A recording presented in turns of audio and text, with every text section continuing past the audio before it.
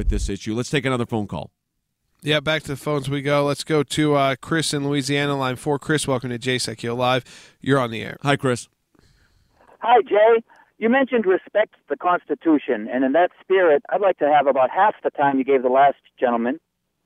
Why has the American Center for Law and Justice not demanded that the proven to be fraudulent documents Mr. Obama has presented as purported evidence of his constitutional eligibility To serve in office because you think he was born in Kenya, correct? No, that's not the case at all. Obama was illegally elected while fraudulently representing himself as constitutionally eligible to be president. On what basis? I mean, believe me, I'm not a fan of the president. You know that, Chris. So what basis are you arguing?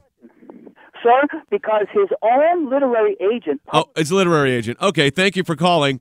If you're worried about... I don't want to get in trouble because of literary agents or other representatives. That means on that basis, you're the guy who puts together your taxes and then something else, non-tax related. If he does anything wrong, that's just you really it's a waste straws. of time, Why not focus Chris? on real battles? Chris, focus on real battles. We got a real fight here.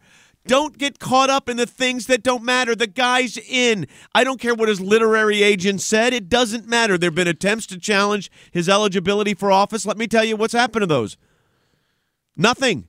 He's not been deemed ineligible to serve as president. He is the president. We need to respect the office. That doesn't mean we don't disagree with just about every policy he initiates, which, by the way, just about every policy he initiates, we disagree with. But the difference, Chris, is you're worried about literary agents and asking me for half the time that I gave the last person to speak, and you're talking about what his literary agent said, and I'm worried about executive orders being issued tonight written by Sheila Jackson Lee. So we have a little bit of a different concern level than you have. And I'm concerned how that affects me and my family and my grandchild and my family's friends and your friends and the rest of the country. So let's focus on the things that really make a difference. And at the end of the day, maybe we get to roll these things back. And we've been pretty successful so far. We've got Obamacare with the abortion pill mandate at the Supreme Court of the United States for argument in about 6 weeks. And we've already had arguments in a case where we represent the Speaker of the House on unconstitutional recess appointment. So you know what we're doing? We're going to court to get these resolved because that's the way our system's set up. But thanks for calling.